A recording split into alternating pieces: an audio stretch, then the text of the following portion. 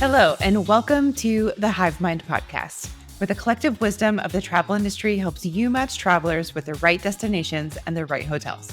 I'm your host, Whitney Schindler, founder and CEO of The Hive, a platform designed to give travel advisors organized, actionable insights they can put to work right away.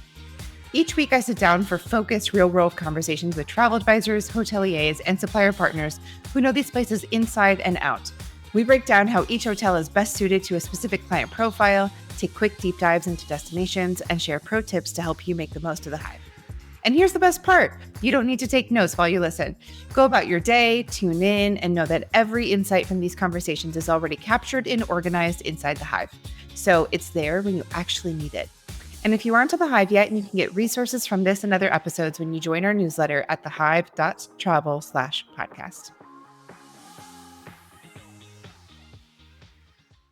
Today, we have a new episode of The Essentials, a deep dive all about helping you not just understand a destination, but feel it, the energy, the vibe, and the nuance that make it unique. Trusted destination partners share key details that matter most and help paint an overall picture that will inspire you as you present the destination to clients. When you bring a destination to life with confidence and clarity, you build trust, you spark excitement, and you make it that much easier for your clients to say yes. Joining us today to talk about Sevilla in southern Spain is Sam Lister, founder and CEO of Tailormade, a DMC specializing in travel to Spain and Portugal. Let's dive in.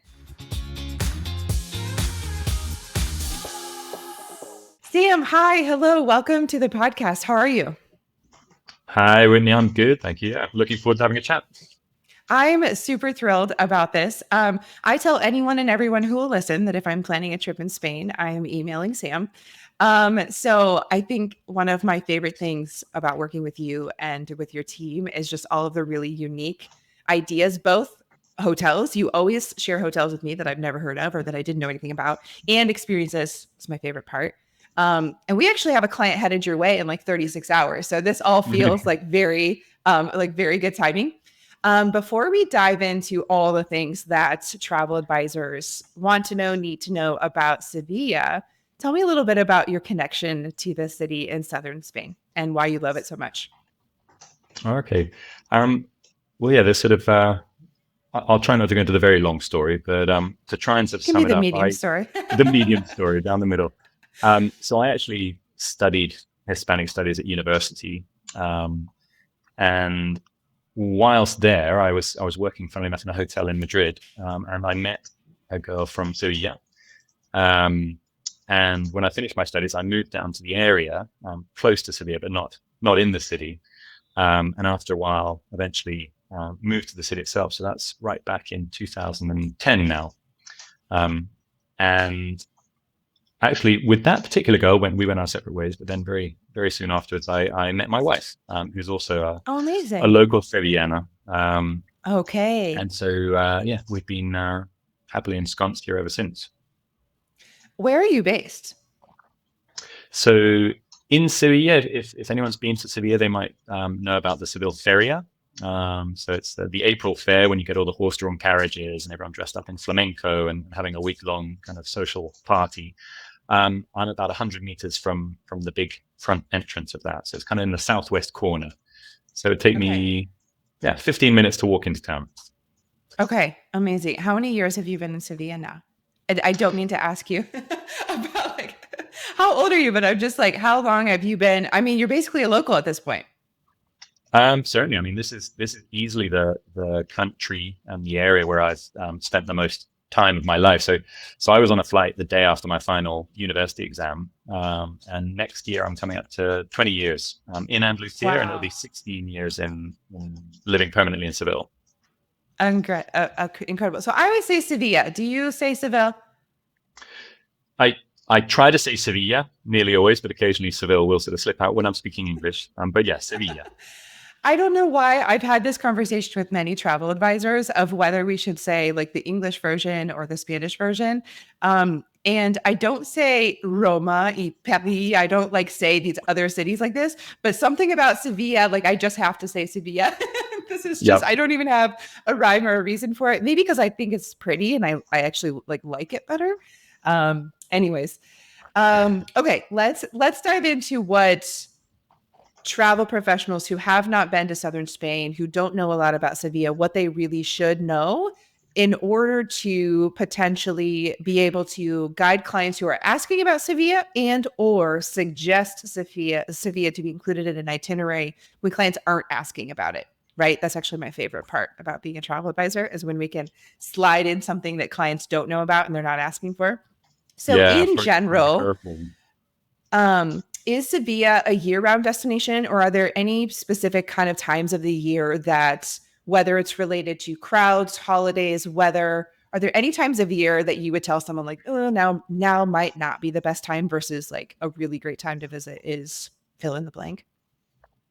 Well, yeah, I mean, first of all, as you say, I mean, Spain, it's a super diverse country, right? So if you compare Catalonia, northeast with the Basque country, with central Madrid, with Seville in the south, they're almost their own country within a country, right? And Sevilla, and particularly sort of Andalusia and Seville, I would almost sum up by saying they are kind of the most Spanish of all the destinations you're going to visit. And when I say they're the most Spanish, they're the most Spanish of how people imagine Spain to be. So if you take all of those, let's say, stereotypes that we all think about, flamenco, tapas, bullfighting, siestas, Seville really does sort of personify a lot of that. So I think one good way of mentioning it to, let's say, a first-time traveler to Spain is saying, you guys really want to see all these things that you've dreamt about. Seville's a wonderful destination for that. In terms of when to go and when not to go, I would say the biggest thing to point out is the heat. It's a strong point and a weakness as well. I mean, Seville in midsummer, you could be hitting 42, 44, 45 degrees. So you're sort of touching 110 degrees Fahrenheit when you have a heat wave. So it can be really hot. Yeah. And we'd literally be talking all of June, July, and August, and even part of September. So today, we're in the high 30s. So, just over 100 degrees. Yeah. So that's really important to point out, that people are very aware of the heat. But at the same time, when talking with the client, you can also explain that in Spain, the heat of the day does not hit at midday. So the real hot part of a summer's day in Seville is sort of from 3 o'clock through until about 7 o'clock. Hence why we all sleep our beloved siesta. So, when in Rome, do as the Romans, when in Seville, do as the Sevillanos, right? So in summer, even with the heat, you can get out and do stuff in the morning, and then do just as the locals do, have a longer, more leisurely, perhaps a bigger lunch than you're accustomed to, a bit of a siesta, and then just put up your feet, and then you kind of come back out in the evening and enjoy the sort of the Spanish promenade and the paseo, and then have tapas in the evening. Yeah, and then dinner at 10 p.m. That is exactly. That is I am very much like do as the locals do, but that is the one part of Spain that I'm just like, I cannot. I'm sleeping by 10, Sam. I don't think I would survive. It is tricky because we get a lot of people, when they say, hey, we'd love some dinner reservations and we'd like to book it around 6 p.m. And you're sort of thinking that's actually closer to when people are finishing lunch than starting dinner. I think I would just have like breakfast and lunch. Like maybe I just like wouldn't have dinner in Spain.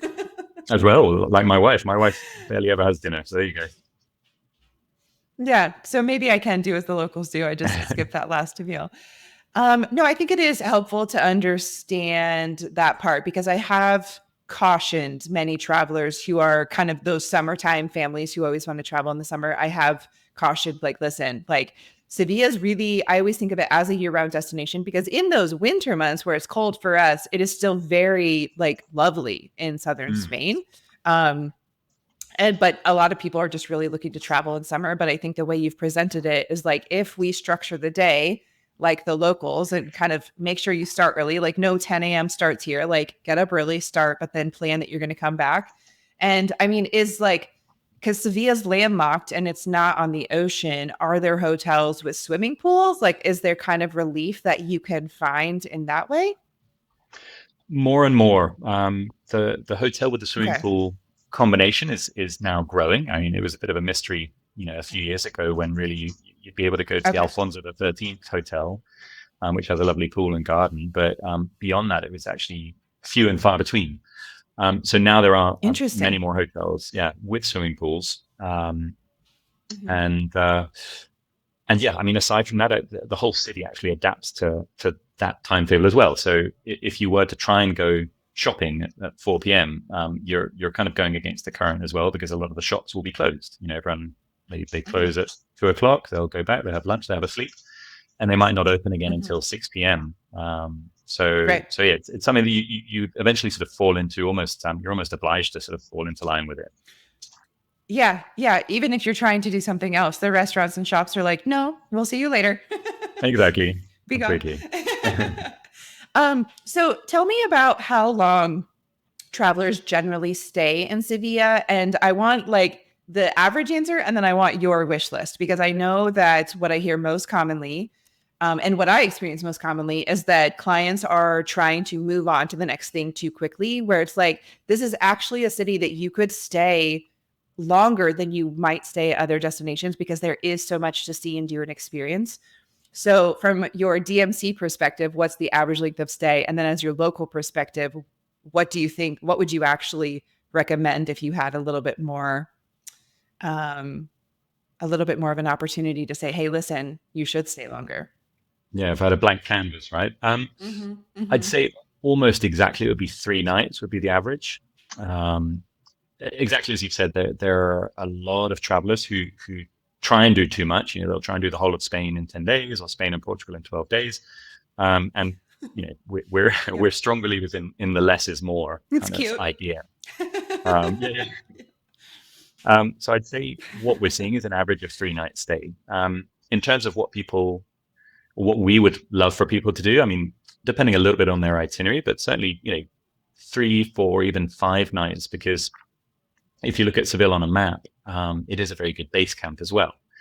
If you sort of take the city and you treat it like the face of a clock, you can go due north to visit sort of Iberian ham piggy country, northeast to visit Córdoba, which is very comfortable to do in a day trip. You can sort of go east and southeast to go into the white villages and Ronda. You can go south to visit Cádiz, Jerez and the Sherry region, the dancing horses, Gibraltar. And you can go west to do a lot of nature. So Doñana National Park. You've literally got the Portuguese border an hour and 10 minutes away. So in terms of not just visiting things in the city, you've got an awful lot of things that are very doable in the day trip as well. Yeah. And that's what you and I have done together for a lot of clients, that we'll have them stay in Sevilla for 4 or 5 nights. And that includes lots of time to see and do everything in the city itself, and then a day trip or 2. Exactly. Yeah, for sure. I mean, there are a number of them that are very manageable. And that idea of not checking in and checking out the whole time, because it seems like you're making you're progressing through the itinerary, but actually check-ins and check-outs and unpacking and packing and so on, they do such a distraction. Completely. Yeah. It's no, I do try to highlight this to clients as well, of kind of, sometimes they'll say, well, this day we're just taking a short drive over to Granada or to Malaga or Marbella, wherever they're going next. They're like, it's just like, what else are we doing on that day? And I'm like, you're checking out and you're driving, and then you're going to get there 2 hours before check-in. So, and then maybe we can see, it's just like, they're not fully like picturing like that logistical transportation day. So I don't mince words, and I just say a travel day is quite often a day that we're not including an activity or an experience, because it's too much. Like it's kind of it's not a lost day in the destination, but it's a lost day in terms of trying to see and do more. And you can quite often accomplish more if you just stay put and for a little bit longer. And I would say, somewhere like Seville, it's a very nice city to have a free day. I know it's sort of something that then the number of travelers sort of start getting they get a bit twitchy when they see free day, and they sort of wonder what they're this sense of sort of FOMO. Twitchy is the best way to describe it.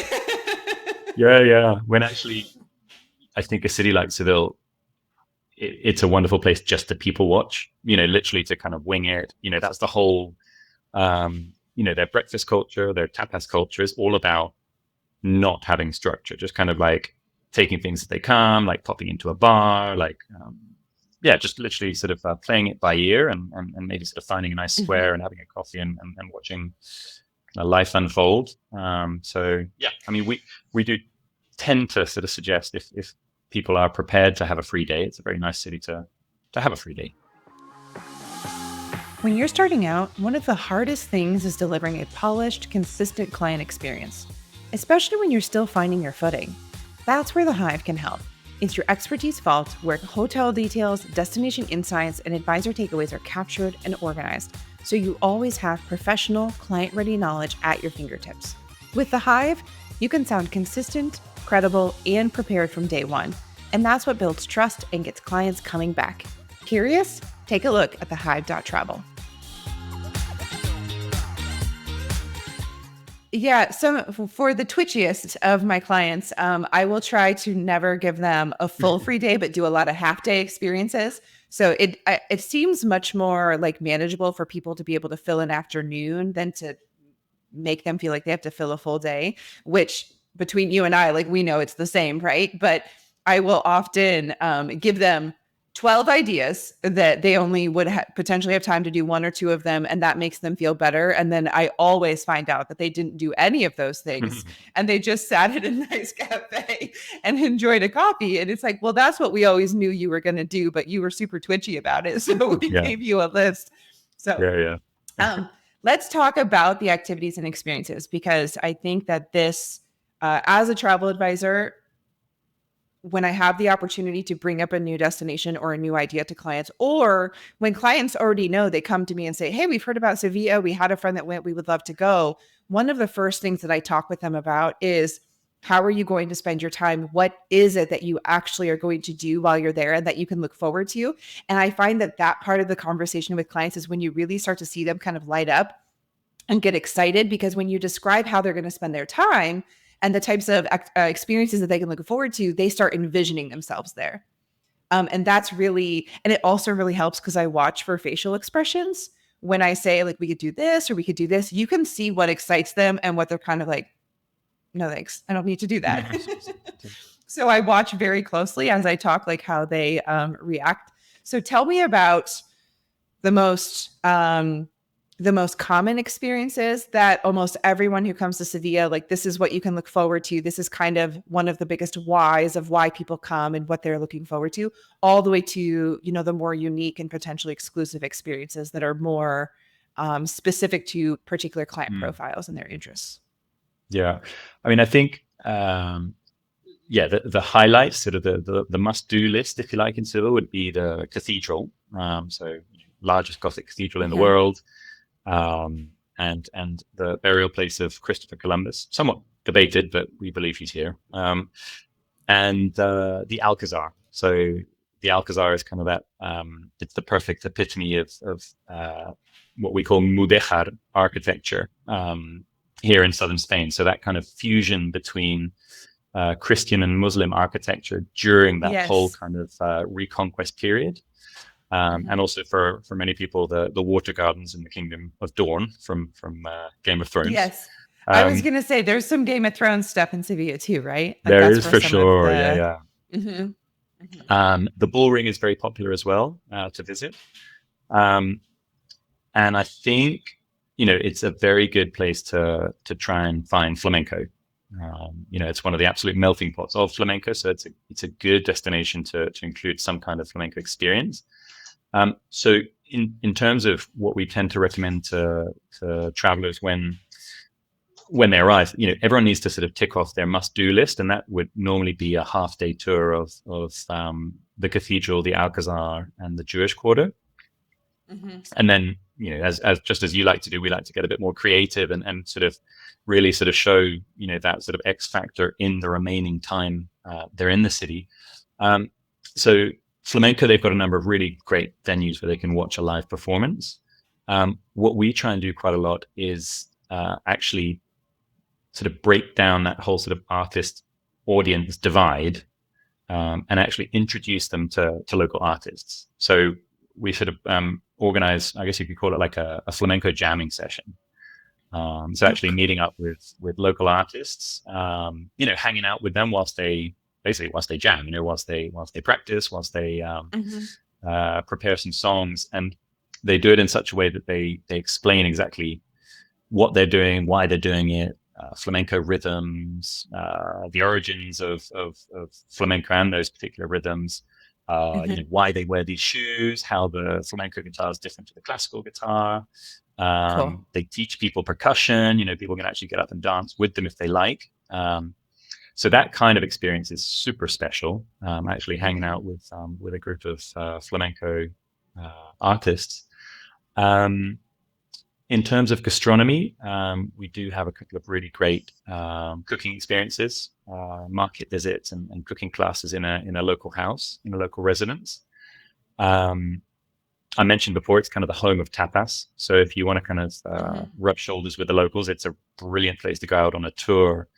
And we actually have one way of doing it, rather than just doing a tapas tour where you're met in the city center and you go to a number of bars in the city center, which nowadays it's inevitable. They're going to have the TripAdvisor sticker on the window, and they'll have there'll be queues outside because it's been TikToked recently or whatever. We actually take people on a tapas in my barrio concept. So the guide that takes them actually will meet the clients and take them to their own suburb. So most guides live out of the city center, so it's not going to be glamorous. It's not going to be haute cuisine. But it's real, and they know a lot of the barmen. They might bump into their neighbors in the bar, and you've kind of got that rough diamond of a tapas route through a lesser known suburb. Amazing. Yeah, in terms of other experiences, we when people show an interest for art or art history, we take them to an art restoration studio. So these guys are actually very close friends of mine. And that's very cool, because if you've been in other destinations, famous museums like the Prado Museum up in Madrid, and then you're down in Seville, and suddenly you're actually taken into a studio, you meet the guys, and then they'll actually let you practice cleaning 17th century canvas. Like how do you clean a canvas? How do you repair it? How do you do that? Yeah, that is so super these interesting. guys, it's super cool because it's not a museum. Every time you go into the studio, they're restoring something different. It might be a wooden sculpture of a virgin. It might be a painting on copper. It might be any number of things, and they're always enthused about it because it's their project of the moment. It's always new and exciting for them as well. So you really do sort of get under the skin of Spanish art history with these guys. And why is that? Is there a specific reason that is taking place in Sevilla, or is it just that happens to be where the people who do this, that's just where they live and it's just available? Or is it connected to Sevilla in some way? A bit of both. So I think a large part of it is the fact that we know them, that there's a personal connection there. And that's another thing that we do try with a lot of our experiences, wherever possible. It's going beyond the tour, and it's actually meeting, locals, whether they be an artisan or an expert in their field, or just a, simply delightful host or hostess. But in this case, a large part of it does come down to the fact that these guys are personal connections. But in Seville, they're overflowing with art and patrimony. And it's a little bit like, all of these pieces, it's like going to a dentist or having your general checkup. Like they have to have their general checkup. So there's quite a big, I wouldn't call it an industry, but there's a big sector of people who are, looking after and repairing, endless pieces of art. It's honestly, I wouldn't consider myself a big art person. Like I've never studied art history. If I go to a museum, I need someone with me to kind of, provide some context and the background of it.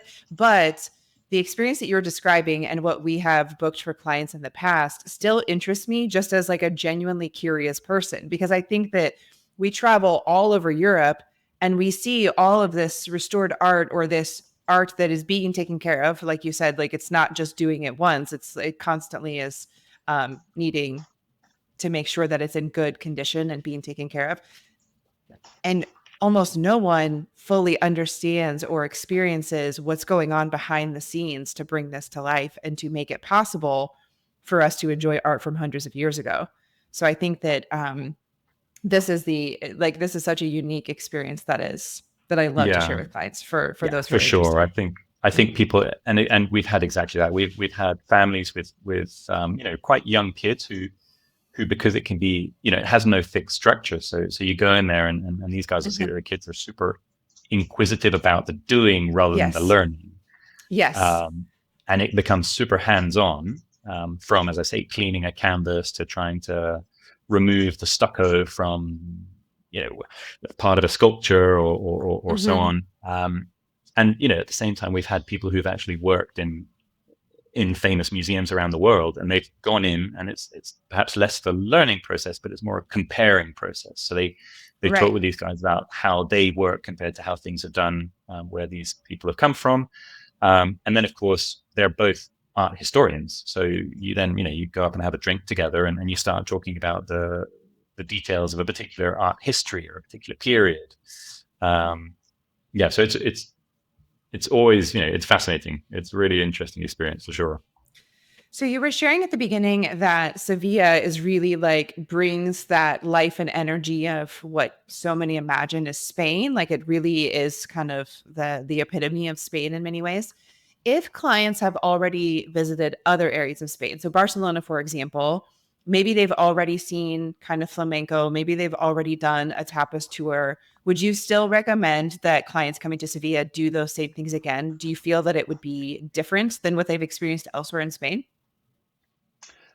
Good question. I think, if someone, for instance, flamenco is a perfect example. If someone's just gone to see flamenco, like a flamenco show in, let's say, Barcelona or Madrid, I would recommend going and seeing it again with one of our guides, because flamenco is one of those wonderful conundrums that you watch it, it's very impressive, it's incredibly emotional, and you come away thinking, wow, that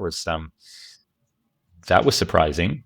And that's kind of where it ends, because you don't know the why. Like, why did they do that? Why are they so emotional? What's it all about? And we tend to, for instance, even when it's just going out for sort of flamenco and tapas night, our guide will go with travelers and actually try and prepare them for what they're going to see, explain a little bit about how it all works, where flamenco comes from. But then when they're having tapas afterwards, if the travelers have questions or they didn't understand things, it's a large part of the conversation of explaining, why the dancer did this, why the guitar follows the dancer rather than the other way around, how are they so good at clapping? So for sure, I think flamenco would be a good example about, yes, you could definitely repeat watching a flamenco performance down here. In terms of visiting certain monuments, for sure. I mean, as I said before, like comparing Barcelona and Seville in terms of their history, it's literally two completely different, totally different. Yes. beings. Yeah. So let's talk about the day trips a little bit. You and I have worked together with a day trip to Ronda and kind of some wine experiences around that. There, you mentioned Córdoba, and then also the jamón and pig experience, which I think is super unique. So can you tell us a little bit more about each of those and the types of clients who really look forward to these experiences most? Yeah. So if we sort of try and look at the excursions in terms of what their buzzword would be. So if we talk about sort of culture history, then Córdoba, would be the number one, I think. That is an incredibly sort of culturally rich excursion, going up to see the Mezquita and the Córdoba Jewish quarter, and seeing one of these cities that had a certain level of cultural harmony between the different religions. I think another very historical excursion is heading the exact opposite direction, so due south down to Cadiz, Cadiz and Jerez, or we would say Cádiz. Now that we're talking about Sevilla, Seville, Cadiz, Cádiz. Yeah. And Cádiz, it's the oldest city in Western Europe. So founded by the Phoenicians over 3,000 years ago. So that's once again a completely different experience. Again, you're actually getting into completely different historical periods. Almost the like peeling back history the in layers of this an onion. area of Spain is just incredible. It's just fascinating. It's crazy. It's so I mean, varied and so ancient, and for sure. I mean, in many of these cities, there are a lot of people who are very nervous about building down. Building a car park or building a basement. because you're going to uncover something, and if you actually admit to having uncovered something, they paralyze the building works. So it's to that level that we're actually worried about sort of digging up some ancient ruin, because it'll stop our building permissions. Yeah. And tell me about Ronda a little bit, because Ronda, this is a request that comes up often with clients. A lot, yeah. And it's actually something that we promote a lot as well. So Ronda from Seville, you're sort of talking southeast out of Seville. You're driving into, I wouldn't quite call them mountains, but it's like a mini Sierra. So you're getting up to, let's say 1,000 meters. At some point, it's just over 1,000 meters. So it's cooler, it's green. You go past a number of Andalusian white villages, which is, they're aesthetically, some of the most beautiful places you're going to see in Spain. Also full of artisans and local products like cheeses and olive oils and so on. And then when you actually get to Ronda, once again, a city or a town with a completely different history again, strikingly beautiful. And it's a super versatile place to visit, because if you're active, you've got hiking, canyoning, via ferratas, biking. If you're a foodie, you've got these cheese producers, olive oil. You've got some fantastic wines. I'd say a lot of their wines are sort of very Napa Valley-esque in terms of latitude and grapes and so on. You've got a lot of history. You've got a lot of activities that are very good for families as well, such as visiting these olive mills and having breakfast with the local miller, visiting a Bravo bull and an Andalusian horse farm, anything up to karting. So in a day trip, you can make a lot of that, heading southeast basically. Sounds like a lot, honestly. Almost sounds like there's more than enough. Like we couldn't include all of that in a day trip. It seems like there's a lot of different things to choose from. For sure. So depending sort of on the particular family or the traveler's profile, like we would definitely immediately recommend, and we tend to sort of just lay it out using these buzzwords, wine, food, tastings, hiking, active, outdoor, just to sort of see which of these many activities sort of best suit they're most interested in. Yeah, and then we can very sort of quickly sort of funnel and fine tune to give perhaps a 2 or 3 of the best combinations. Okay, so my favorite one that we include on almost all of our itineraries that we work on is the jamón and piggy day trip outside of Sevilla. So tell us a little bit about this one. So that's northwest, right? So that's I particularly enjoy that, because if you look at a map of Andalusia, there's kind of the diamond that we tend to, most of the time we tend to stick to, right? So if you think Seville's on the left, Córdoba up at the top, Granada is over on the east, and then in the south you could sort of say Ronda or Malaga would be the bottom of the diamond, right? Yep. If you head northwest out of Seville, you're kind of leaving that diamond that is more trodden by tourists and visitors. So you're heading up into a mountain range that has much less tourism. So it's kind of even more frozen in time. A little bit different because it's nearly all oak forest. So you've got all those lovely acorns falling from the trees. Cool. And it's a really beautiful part of the region. Depending on the time of year you go, you're always going to see the pigs in a different stage of their lives. Whether they are actually eating the acorns between about November and February, if they're absolutely enormous and sort of feeding off the fat of the land between February and May, if they're sort of on a diet and particularly grumpy in August, September. And the lovely thing is we visit a farm up there where the owner or the host that shows us around, they're always going to show us exactly what we're seeing. It's not a standard visit of a set content. The visit reacts to the time of year and what is happening in the land and what's happening in the curing rooms and the salting rooms and so on. So it's nice because you can also make it active. You can hike in the morning and you can actually hike out to the pig farm. Okay. And of course, it's very, very foodie. Lots of tastings during the course of the day. One of the most valuable conversations we can have is around hotels in a single destination, really digging into what makes each one unique and who they're best suited for. For the Stay Guide, I'm looking for advisors who have personally visited 3 or more hotels in one city, region, or island and are ready to share their takeaways. If that sounds like you, I'd love to have you join me for a future episode. Head to thehive.travel/podcast to fill out the interest form and tell me more. So not only the foodie and tastings part of it, but it's also really great, from what I understand, for clients who are interested in kind of the behind the scenes process and really seeing like what the process is to produce the ham.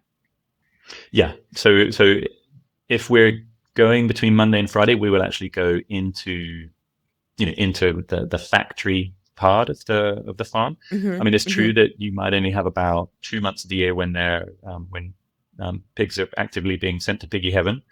Sure. But outside of that, you're still seeing how chorizo is made, or how long it takes for a leg to be salted and then hung, and then you see the different levels of curing in the curing rooms, and it's explained. Just essentially the whole process shows you just how much time and effort goes into making what eventually ends up on your plate. Mm-hmm. And then you understand that it's incredibly cheap. Yes. Okay, so this is all incredible. I feel like 5 days minimum in this area is needed to really make the most of all of these potential experiences. Are there any client profiles or any types of clients that you would not suggest Sevilla for? Do you ever talk with advisors and say, based on what you shared with me about this family or about these clients, Sevilla might not be the best fit? Or do you feel like there's something for everyone? I'd say almost something for everything. So again, I would go back to the heat buzzword. I think it is in those 3 months of the year, it's very important to really drive this home. And then I think it's the only other thing would be when people talk about Easter holidays, for instance, because Seville does have a couple of dates in its calendar where it goes a bit ballistic, and Easter week is one of them. So I think that a lot of us imagine when we're going off on Easter holidays, where would be a lovely destination to go, and you arrive in Seville and you have nearly 70 religious brotherhoods parading through the streets, all dressed in these rather intimidating costumes, and the whole city has collapsed, and you've got hundreds of thousands of people going to watch them. Okay. It's incredibly full on. So for instance, I would say that people looking for a relaxing and engaging Easter week should not go to Seville. Maybe not so much. Okay. Not so much. However, if they have a vested interest in local festivals and folklore, and they're interested in the Spanish sort of religious history, then it's an absolute trump card. It's absolutely amazing. And then beyond that, I guess the other week is the Seville Feria, which I mentioned as well, which tends to fall in April. The Feria de Abril, which is a week-long celebration of horse-drawn carriages and flamenco dancing, and everyone sort of reveling in this sort of fair area. And whilst that doesn't affect the city, it does affect the prices. Most hotels will probably double in price. Okay. But sorry, to sort of answer your question, it's quite a versatile city. I mean, I'd say there are just those little sort of keywords that I would just sort of make a note of, but otherwise I'd say it's a city that has something for almost everyone. So we've talked about the holidays. We've talked about the heat. If somebody asks you as a local who lives there, like, what is the best time to visit Sevilla when we factor in, like, we don't want huge crowds. We're looking for those shoulder season vibes, right? We want nice weather, but, not like crazy heat. We're not looking for festival season or like when a huge holiday or something is happening. Like what are those little pockets of like, you should come at this time, it'll be perfect? Honestly, yeah. So our season, for instance, our high season is April, May, June, September, October. So that's interesting. Like, what's Sevilla like in like February or March? It's quieter, but that would, to me, would be the time to come. So if you can That's what get I'm out, thinking. yeah, I'll just see you in if you can March. get out, November to March, for instance, you're talking about a city with over 300 days of sun. Even Yeah. in midwinter on on a cold day, you can still get a tan if you're sitting out on a terrace. So it's a lovely city to visit in, let's say, December, January. You might be you might have highs on a cold day of 60 or 65, but that's still very pleasant. Which that's me living my best life. Like Mm, that's super my sweet comfortable. spot. Yeah, Yes. yeah. Yeah. Okay. Amazing. Are there any more kind of speed bumps of just like, other than the heat and the holidays, like things that you should know to kind of like from a managing expectations? We've talked about quite a few. I just want to make sure we haven't forgotten anything. Um, no, I'd say timetables, which we have touched on. So, Yep. you can't have, well, you could, but you wouldn't be at a very authentic local restaurant if you tried to have dinner at 6. But, most people, the average dinner time would be somewhere around 8:30 or 9 o'clock. Lunches tend to be a bit later as well, so 2:30. Other speed bumps, to be honest, not really. I mean, it's even a city that's incredibly flat. It doesn't have a hill in sight. I'd say if clients are keen to rent a car, I Oh would yeah. not. I would Okay. not have a car when you're in the city, because Right. but this is Seville and most Spanish cities. They were founded long before cars existed, and so the city center is not easy if you do have a rental car. Um, but it's a very easy city from which to leave in a rental car. But that would be another point. Don't have a rental car whilst you're staying in Seville. Okay. Okay. Do you feel like a rental car for some of these day trips, like do you have travelers that are self-guiding and having a really positive experience, or do you feel that that can still be a little bit tough? Not for day trips. If people want to sort of head out of Seville and do a day trip, we strongly advise to go with driver and guide. I mean, the main reason is just the logistics behind it. If you're actually trying to meet, Pepe up in the mountain village, there's a lot of things that Google Map doesn't quite get you to, or the Right. the communication between the lines and so on. But I would say, in Andalusia in general, when people do want to rent a car, which is quite common, we always sort of say, look, you can start in Seville or you can finish in Seville, but there are a lot of lovely rural destinations in between to your next city Mhm. where you can spend a couple of nights here, a couple of nights there before dropping your rental car Right. back in, let's say, Granada. Mhm. Mhm.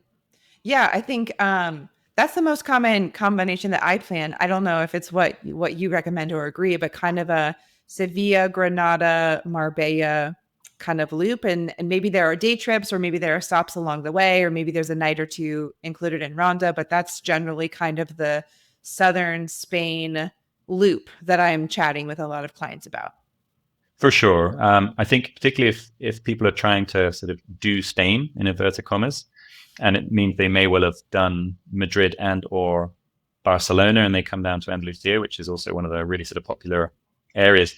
We're always big promoters of having a bit of rural time as well, not just going from big city to big city to big city. Yes. Yes. You get out into the sticks, and that's where the culture is at its purest. Um, Hmm. and you've got these incredible sort of experiences and connections with local people, local artisans that you can enjoy, and of course the scenery and the setting. So yeah, right. I think doing a rental car between, let's say, Seville and Granada, you have a lot of options, whether it's heading down along the coast, and I'm saying not necessarily the Marbella coast, maybe a slightly more sort of remote stretch of coastline. Hmm. Um, Hmm. and then heading inland to Ronda and the White Villages, it gives you a really nice taste of all of those different landscapes.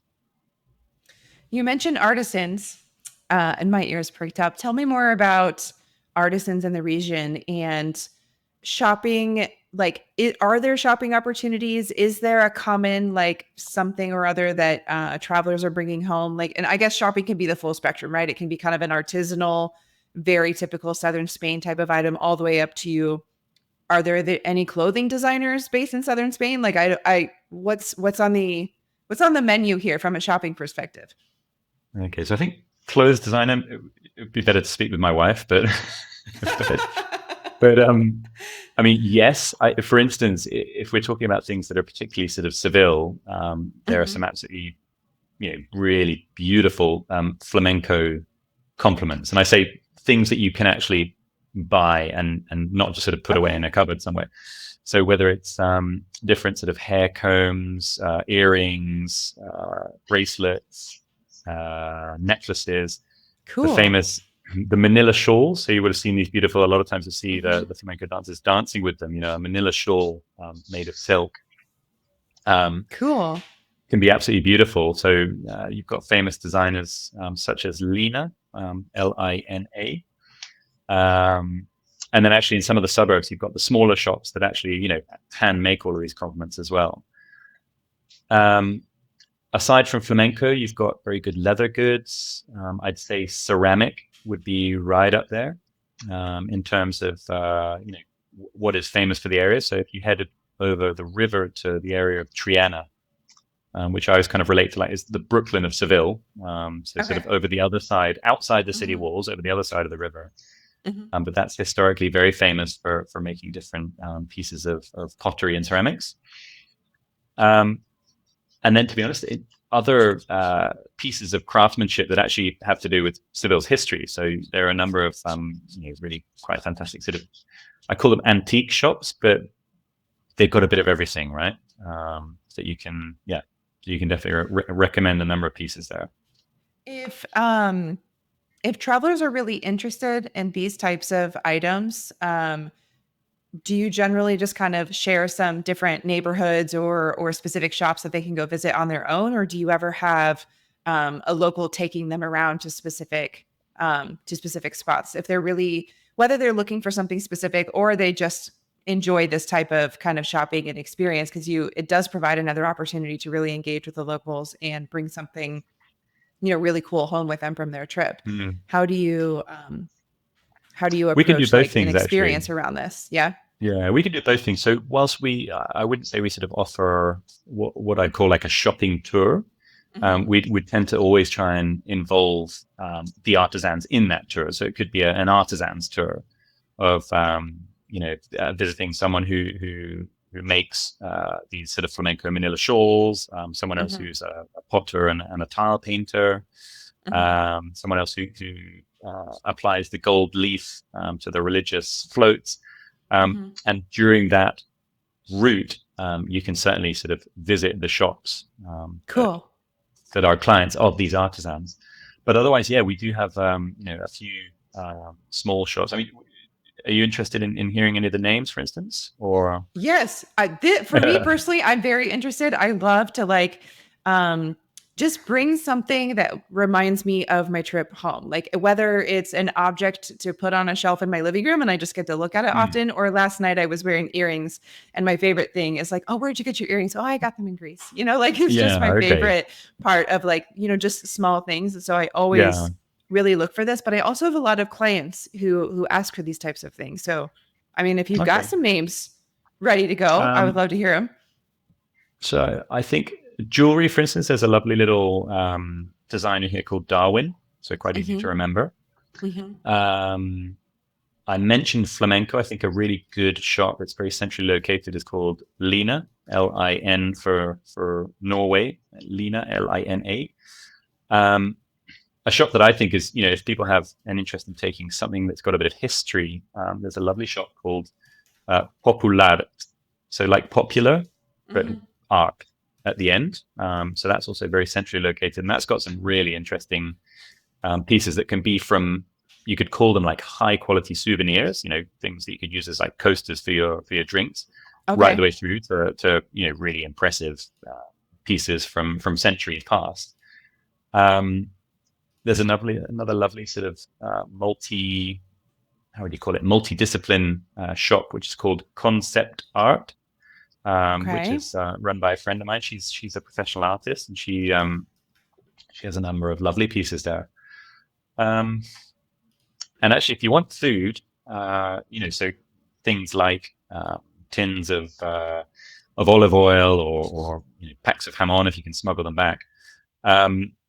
Funnily enough, the Corte Inglés, so our version of, let's say, Macy's, has a whole gourmet section on the top floor, which is sort of I think it's called the Club de Gourmet. And you go up there and you've got the top quality local brands of olive oil, of sherry wine, of jamón. And it's a great place to sort of get a broad spread.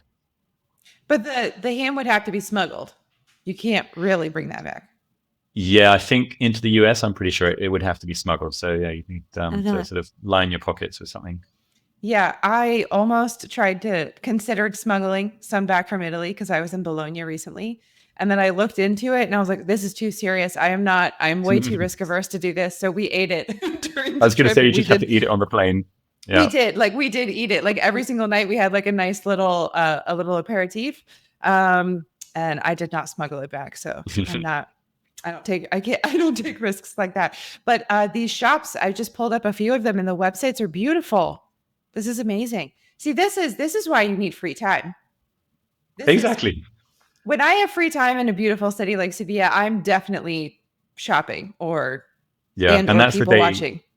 And that's the day when suddenly everyone remembers, oh my God, I've got all this list of gifts I've got to give people. Because if you're just going, everyone's sort of they're very engaged in the moment, and suddenly you get to the final afternoon, before your flight leaves the next morning, you think, oh, God, I haven't bought, all of my family members and my neighbors and so on. So there you go. Yeah. A free day to do the gift list. Amazing. Sam, thank you so much for taking time to share all of these incredible insights about Sevilla. It is, I don't know if I've told you this yet, but I make a list every year of the destinations that I am selling and talking with clients about most often, but that I haven't yet personally been. And Southern Spain is like tip top of that list because it has just become more like every year. I feel like you and I are planning more trips together for clients who are interested in going to Southern Spain. I think that clients are coming home and loving it. They are telling their friends and family so that they're coming back to me, asking for something similar.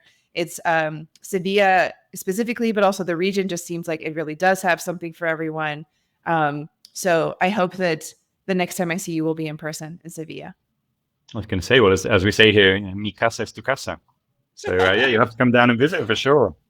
Amazing. But let's make lunch plans and not dinner plans, because I just don't know if I can make it till 10 p.m. dinner. I might need like a week in Sevilla to like fully get my body into the Spanish mode. Yeah, well, you have a siesta afterwards and you'll be right. Sam, thank you so much. It was so incredible to have an opportunity to learn more about Sevilla, and I really appreciate it. Well, yeah, my pleasure, Whitney, and thank you very much for asking me to join you. It's been a pleasure. Thanks so much for tuning in to this episode of the Hive Mind podcast. If you enjoyed today's conversation, be sure to subscribe so you never miss a new episode. And if you know a friend or colleague who would enjoy this, please share it with them. If you would like insights from this episode landing in your inbox each week, join our newsletter at thehive.travel/podcast. And remember, if you'd like to contribute to a future episode, whether it's sharing your destination expertise or your experience touring hotels, just head to thehive.travel/podcast to learn more and express your interest. We'd love to have you join the conversation. Until next time.